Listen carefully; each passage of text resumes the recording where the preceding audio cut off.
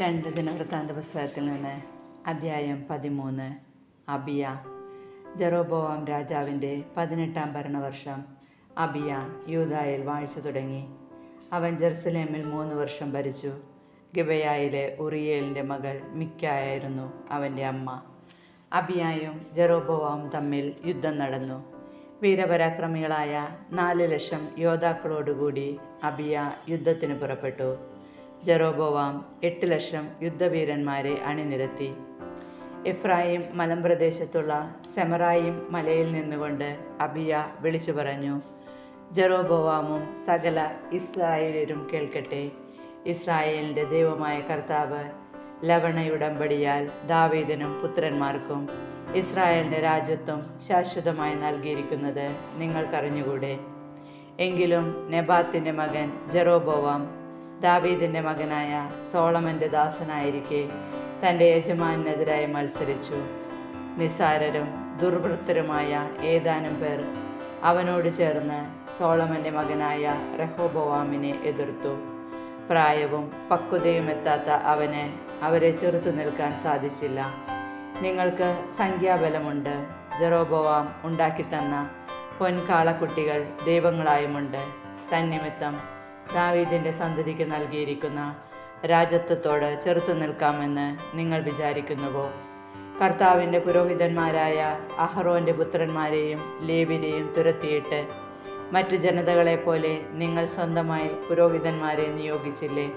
തന്നെ പ്രതിഷ്ഠിക്കാൻ ഒരു കാളക്കുട്ടിയെയോ 7 മുട്ടാടുകളെയോ കൊണ്ടുവരുന്ന ഏവനും ദൈവമെന്ന് പറയപ്പെടുന്ന നിന്റെ ദേവന്മാർക്ക് പുരോഹിതനായിത്തീരുന്നു. എന്നാൽ കർത്താവാണ് ഞങ്ങളുടെ ദൈവം. അവിടുത്തെ ഞങ്ങൾ പരിത്യജിച്ചിട്ടില്ല. കർത്താവിന് ശുശ്രൂഷ ചെയ്യാൻ അഹ്റോൻ്റെ പുത്രന്മാരും അവരെ സഹായിക്കാൻ ലേവ്യരും ഞങ്ങൾക്കുണ്ട്. അവർ എന്നും രാവിലെയും വൈകുന്നേരവും കർത്താവിന് ദഹനബലികളും പരിമളധൂപങ്ങളും അർപ്പിക്കുന്നു. തനി സ്വർണം കൊണ്ടുള്ള മേശമേൽ തിരുസാന്നിധ്യപ്പം വയ്ക്കുന്നു. എല്ലാ സായാഹ്നത്തിലും കത്തിക്കുവാൻ വേണ്ടി അവർ പൊൻവിളക്കുകാലും വിളക്കുകളും ഭംഗിയായി സൂക്ഷിക്കുന്നു. ഇങ്ങനെ ഞങ്ങൾ ഞങ്ങളുടെ ദൈവമായ കർത്താവിൻ്റെ കൽപ്പനകൾ പാലിക്കുന്നു. നിങ്ങളോ അവിടുത്തെ പരിത്യജിച്ചിരിക്കുന്നു. ദൈവമാണ് ഞങ്ങളുടെ നായകൻ. നിങ്ങൾക്ക് എതിരെ യുദ്ധകാഹളം മുഴക്കാൻ അവിടുത്തെ പുരോഹിതന്മാർ യുദ്ധകാഹളവുമായി ഞങ്ങളോടൊപ്പമുണ്ട്. ഇസ്രായേൽ സന്തതികളെ, നിങ്ങളുടെ പിതാക്കന്മാരുടെ ദൈവമായ കർത്താവിനോട് യുദ്ധത്തിനൊരുമ്പിടരുത്. നിങ്ങൾ വിജയിക്കുകയില്ല. ജെറോബോവാം യൂദാ സൈന്യത്തെ പിന്നിൽ നിന്ന് ആക്രമിക്കാൻ പതിയിരിപ്പുകാരെ അയച്ചിരുന്നു.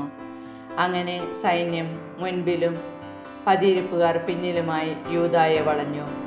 മുന്നിലും പിന്നിലും ആക്രമണമുണ്ടായപ്പോൾ യൂദാ സൈന്യം കർത്താവിനോട് നിലവിളിച്ചു. പുരോഹിതന്മാർ കാഹളമോതി. യൂദാ സൈന്യം പോർവിളി നടത്തി.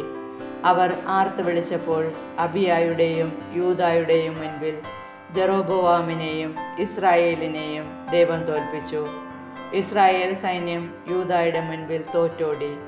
ദൈവം അവരെ യൂദായുടെ കൈകളിലേൽപ്പിച്ചു.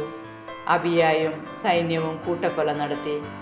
ഇസ്രായേലിലെ 5,00,000 വീരയോദ്ധാക്കൾ അവിടെ മരിച്ചു വീണു. അന്ന് ഇസ്രായേൽ കീഴടങ്ങി. തങ്ങളുടെ പിതാക്കന്മാരുടെ ദൈവമായ കർത്താവിൽ ആശ്രയിച്ചതിനാൽ യൂദാ വിജയം കൈവരിച്ചു. അബിയ ജെറോബോവാമിനെ പിന്തുടർന്ന് ബെഥേൽ, യെശാന, എഫ്രോൺ എന്നീ പട്ടണങ്ങളും അവയോട് ചേർന്നുള്ള ഗ്രാമങ്ങളും പിടിച്ചെടുത്തു.